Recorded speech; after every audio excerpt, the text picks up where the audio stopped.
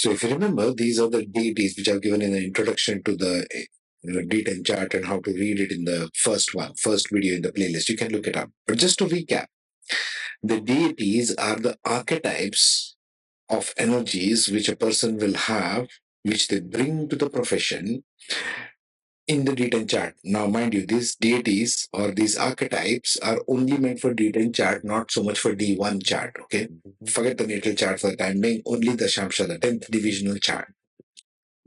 0 to 3 degrees leadership, 3 to 6 degrees strong work ethic, determined people, 6 to 9 degrees Yama, discipline, strong sense of responsibility, 9 to 12 competitive spirit, 12 to 16 excellent communication skills.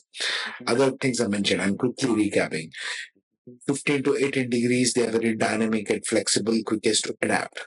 18 to 21 degrees, it's more of financial wealth, astute sensitivity, right? Accountants kind of. 21 to 24 degrees is ability to find purpose and meaning in life. This can once again apply to all kinds of professions, mind you. Just because you're in the medical field doesn't mean you're stuck in hospitals or clinics all the time. You might be able to bring a higher meaning, like Dr. Hegde in India, right? He's bringing a higher meaning to medical science.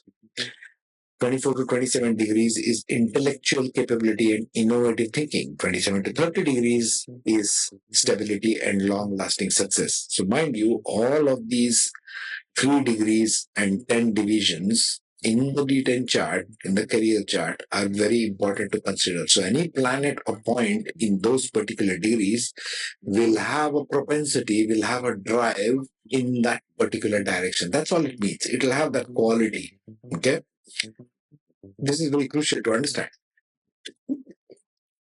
So, you should understand this when you're determining the qualities of the planet in a D10 chart. Now, let's see Pusha Nakshatra, what it brings to the table. So there you have it, the D10 Moola Nakshatra's talents and abilities. Okay. So 19th Nakshatra, it begins the journey of the last 9 nakshatras, which finishes up till 27 in Revati, right? What are the talents and abilities that Moola Nakshatra can have? What is their career path? What career path in this sense is what talents and abilities they bring to the table for each one of the ascendants, because the Mula Nakshatra changes from house to house for every ascendant, naturally. First one on the list is spiritual and philosophical pursuits. This is as Sagittarius as you can get, ruled by Jupiter. They may excel in spiritual and philosophical fields. They may thrive as spiritual teachers, gurus, philosophers, astrologers, even meditation instructors, or in roles that involve guiding others on their spiritual path. For that, you got to watch for planets Jupiter, Ketu, and Moon placements, because Ketu is the one which brings in the wisdom from the past life. Ketu is the one which drives moksha forward. Okay. Although in an unconventional way, but that's the way the old tradition is broken. Spirituality, true spiritual path, is never realized through traditional means. You can note that. It is not by following the doctrines and ritualistic rules and procedures that each one of these mainstream faiths have gone on for thousands of years. That's just a rule book to maintain some order in the society, but that's not spiritual quest. We know this. Jupiter, Ketu, and Moon are required. Jupiter, why? Because it's ruled by Jupiter. It has the power. Jupiter shines in Mula Nakshatra. It's a 9th house. It's the traditional guru themselves. And Moon, why do we consider Moon? Because Moon is the planet which gives the emotional connect. Okay. Research and analysis is the second one, like a career path. Why research and analysis? Moola Nakshatra. Moola means the root, to get to the root of something, some subject. They may excel in research-oriented professions. They may thrive as scientists. Now we're talking mainstream scientists, investigators, researchers, analysts, or in roles that involve delving into complex subjects and unveiling new knowledge. This is mainstream scientific area, folks, with mainstream engineering, mainstream medical, mainstream science, mainstream whatever it is, okay? When we talk of research and analysis.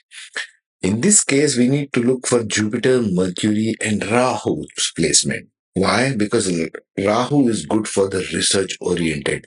Rahu wants to dig deep to find out whatever is there in the mainstream. Think Rahu means mainstream external material manifestations because Rahu is the Bhoga Karaka. It wants to go and achieve stuff in the external world. Ketu is Moksha Karaka, so it wants to go internal. Okay? These are two diametrically opposite forces. You can see my Rahu Ketu series if you want to know more. Okay, next profession for Moola is law and justice. Legal professions. Ninth house is also for the legal professions, Sagittarius. They may thrive as lawyers, judges, legal advisors, human right activists. Moola Nakshatra is an activist kind of a person, right? They want to bring positive change, which is truly spiritually based in the society. Okay. Human rights activists or in roles that involve upholding justice and advocating fairness. Why? Fairness is Jupiter. And in this case, fairness becomes Mr. Saturn. Saturn is all about dharma. It wants to do the right thing. And for the people oriented. Human rights activists, Saturn. Saturn, Rahu, and Mars. Why? Mars is needed for some degree of aggression, which is needed for legal profession. Lawyers have to fight it out in the court. Writing and publishing is another field. They may excel in writing and publishing fields. They may thrive as authors, journalists, editors, content creators, or roles that involve written communication and storytelling. You got to watch for planets Mars, Saturn, Rahu, and Mercury for that. The combination gives everything, right? Travel and exploration. Ninth house is also the house of long distance travels. Moola Nakshatra falls in the house of Sagittarius in the ninth house, traditional ninth house.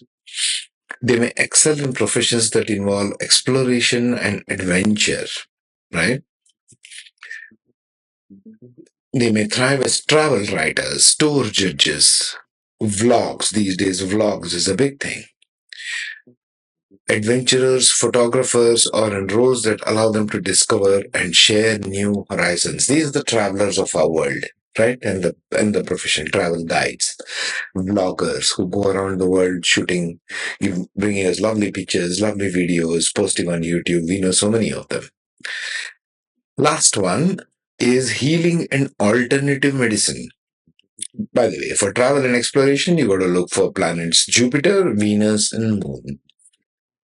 For the healing and alternative medicine kind of professions, they may thrive as alternative medicine practitioners, herbalists, energy healers, or in roles that involve promoting well being through natural means. Alternative healing modalities. Now, when you think alternative healing, again, think of Ketu.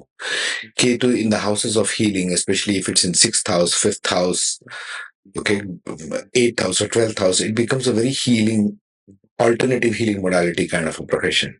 So you got to watch for planets Jupiter, Moon, and Ketu aspecting one another. Ketu, Rahu both have fifth and ninth aspects, just like Jupiter. So watch for that.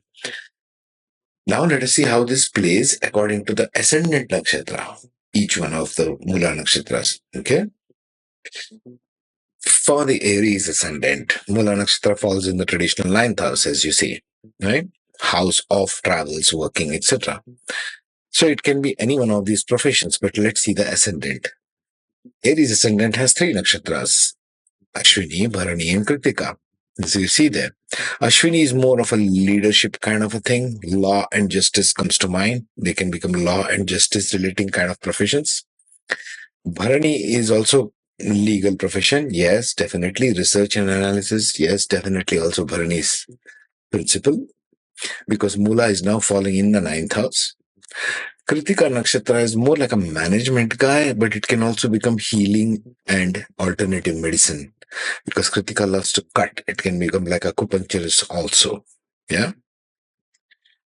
For the Taurus ascendant, Moola Nakshatra falls in the eighth house. Eighth house is for secrets. Eighth house is for research and analysis.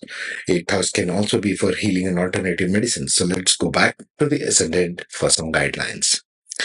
Kritika, Rohini, and Mrikshirsha are ascendant nakshatras in Taurus.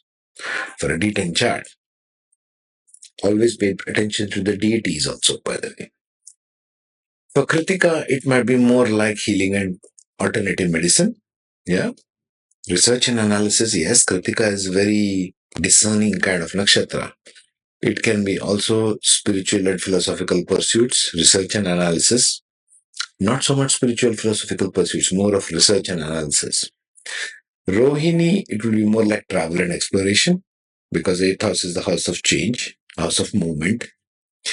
Travel involves constant movement, constant change, right? You're never in one place at any time. So Rohini might want to do more of that kind of a role. Vrikshisha, on the other hand, is a thinker, research and analysis, investigator, scientist, that kind of a research and analysis. For the Gemini ascendant, Moola Nakshatra falls in the seventh house, more or like a business partnership. Seventh house is the house of business partnership. Writing and publishing comes to mind because writing involves some degree of partnership, right? Writing in partnership with someone, articles, journalists. So that profession could be there. Let's go to the ascendant. Mrikshisha will be more of a researcher, yes, research and analysis, because Mrikshira is constantly hunting for new ideas. Ardra Nakshatra wants to dig deep, so it will again be about research and analysis. Ardra is very good in research and analysis. This could be another engineer-like profession. Punarvasu, on the other hand, is more business-like.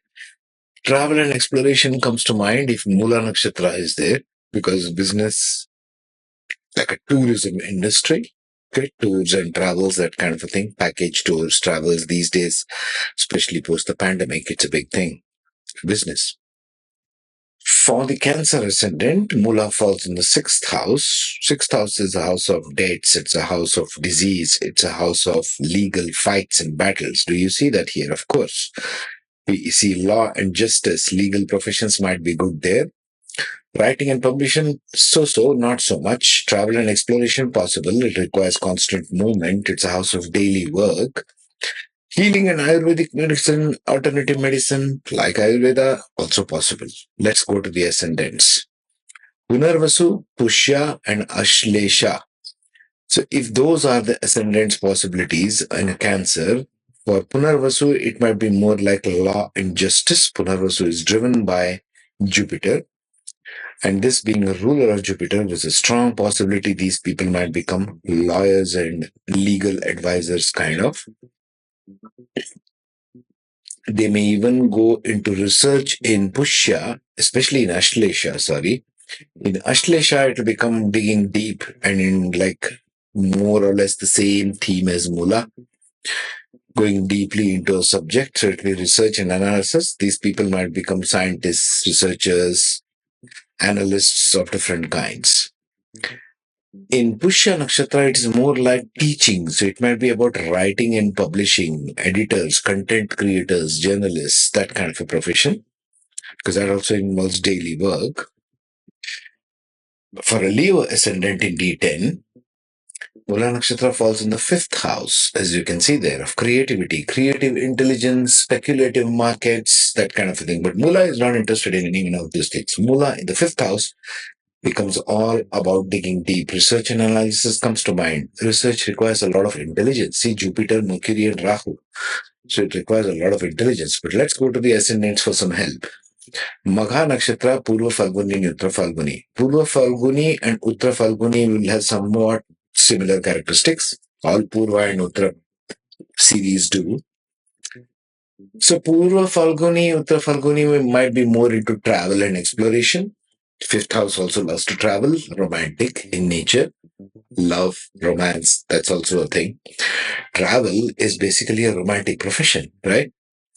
Travel writers, tour guides, adventurers, photographers, that can be a profession for Purva and Uttar Falguni. For Magha Nakshatra, it's more power oriented, so it'll be more about law and justice. These people might become good lawyers, Magha, because it stands for leadership, Magha. So leadership in the form of judges, in the form of top judges of a country, like the High Court judges, Supreme Court judges, that kind of a thing. Okay, that's the possibility for the Leo ascendant in D10 and those planets in Moola Nakshatra. For the Virgo ascendant, Moola falls in the fourth house, more of home, house, real estate, heart matters. So it might be more to do with writing, publishing, I would think, research analysis, sort of spiritual and philosophical pursuits, definitely. Spiritual and philosophical pursuits is more about the heart, not about the head. Travel and exploration within the homeland, yes. Healing, alternative medicine, yes, definitely possible. Let's see the ascendants. Uttara Falguni Nakshatra will be more of travel and exploration, like we saw earlier.